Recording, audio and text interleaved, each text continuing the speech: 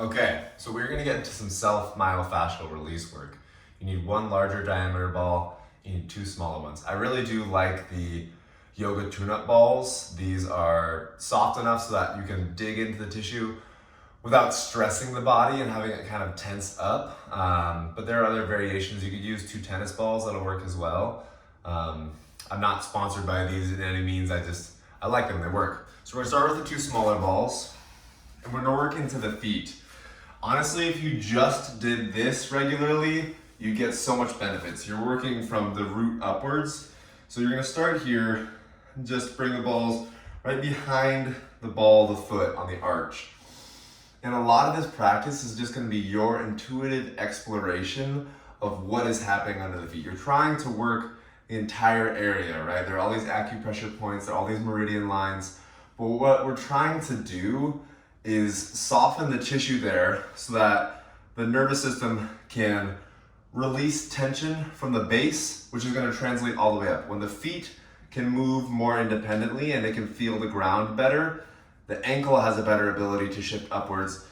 So there's this whole cascade of energy going from the foot all the way up. So if the foot can navigate over rocks, over obstacles, just generally in walking, able to like touch the ground with more sensation, then there's freedom for the rest of the chain moving its way upwards. You still need to cover the hip and work in other places, but working on the feet is super important because if the feet are locked up, then there's this gripping that starts right at the base and you're always going to be working into the joints. There's not much freedom.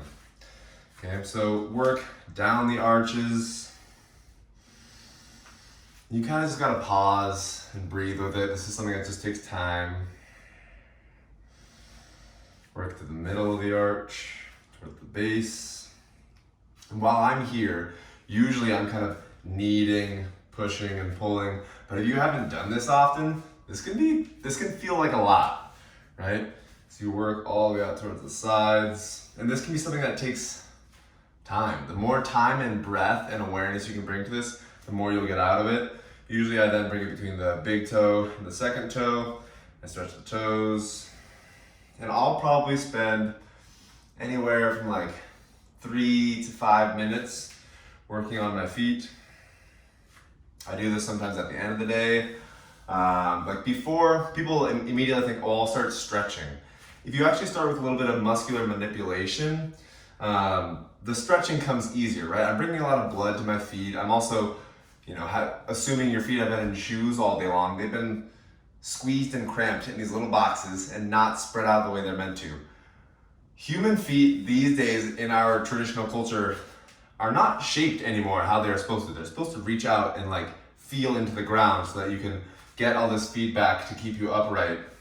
But usually they stay shoved in these little boxes and you get into these issues of bunions and oh, I have, plantar fasciitis and all these, shin splints. Like those things happen because the feet aren't strong enough and informed. So this is a great way to start to build some more work into that. Okay, so often I'll starting to work into the feet. You cover the places you've already been, so back down to the arch and then get towards the heel. And then I'll kind of work myself into the squat and use the balls as like leverage. All right, so now I'm kind of working into some hip mobility as I open up the feet. All right, let's take a few breaths here. And then explore on your own, keep going with that. Or place the smaller balls off to the side and grab your larger diameter ball. And you're gonna start on the hip, okay? So I'm gonna do just one side and then you can follow with the other side on your own. We're really just gonna focus on the legs today. Okay, so bring yourself on your back, grab your ball. If you find the sacrum right at the base of the spine, the tailbone, you're gonna bring the ball off to the left and then you're gonna commit your weight onto the ball, right? So I extend my leg, take a breath in, sit more in the mouth, and then exhale it out.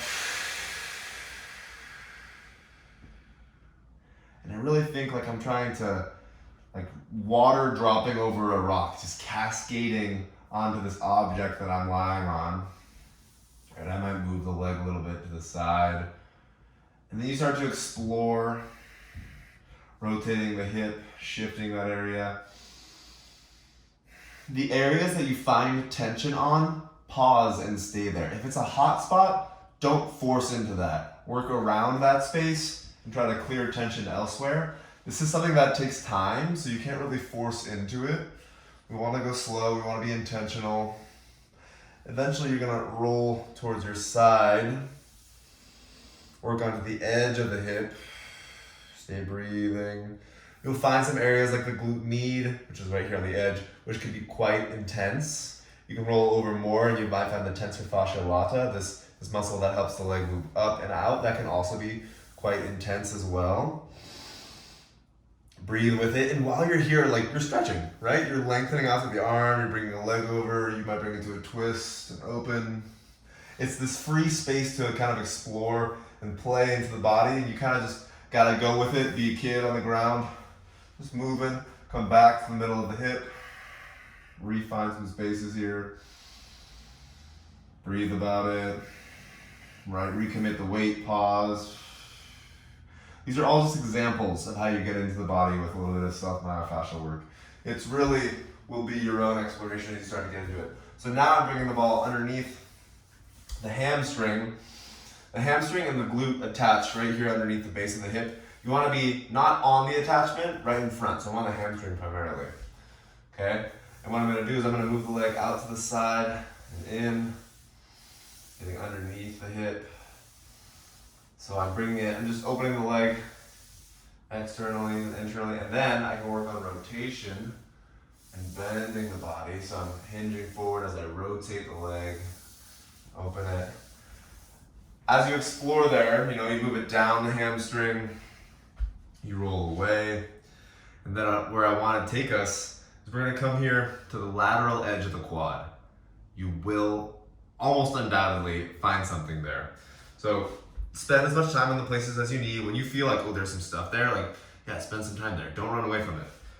Bring this ball right here off the edge, not on top of the knee, right on the edge, the heart, the belly of the muscle. And you bring yourself on top of it. You commit the weight. You're also getting a little bit of core because you're stabilizing the arm. But I'm really working to strip the muscle here, so I'm letting the ball dig into the quad. And then I slowly pull that leg back. You'll find some places. When you find those spaces, you breathe into it. You pause. Right? And you just work, moving forward and back. Over to the side. All right, okay, where we're gonna land is right here on the hip flexor, right? Here's where it gets interesting. If you can, commit as much weight to it as possible. Breathe about it. This could be a lot. Don't force anything. Just move and manipulate the ball up and down the center of the muscle of the quad. All the way up towards the hip. Nice, then you're gonna rotate back onto the hip, bringing the ball underneath once more. Right? Maybe it's fluid, maybe it's gonna gotta place it there. Then you recommit that space, but now try moving the leg out to the side. Breathing about it. Bring the ball a little bit higher perhaps. Rotate over. Good. And when you feel you've gotten another good pass over those places, I really recommend spending more time pausing the video, just sensing in. Roll down the hamstring, bring it onto the calf, and the space you will find where there's a lot of tension is right here on the edge of the calf, right underneath. This space is where the soleus and the gastrocnemius, you can kind of see these spaces. The soleus is this muscle underneath the gastroc, which is what we think of as the calf. So you're trying to dig into this edge. It's kind of right where the muscle, near the attachment of the bone. But just allow the weight to sink there. If you want to add more pressure, you can bring the legs on top. You can circle the ankles, right? But usually just your own weight can elicit some sensations, right?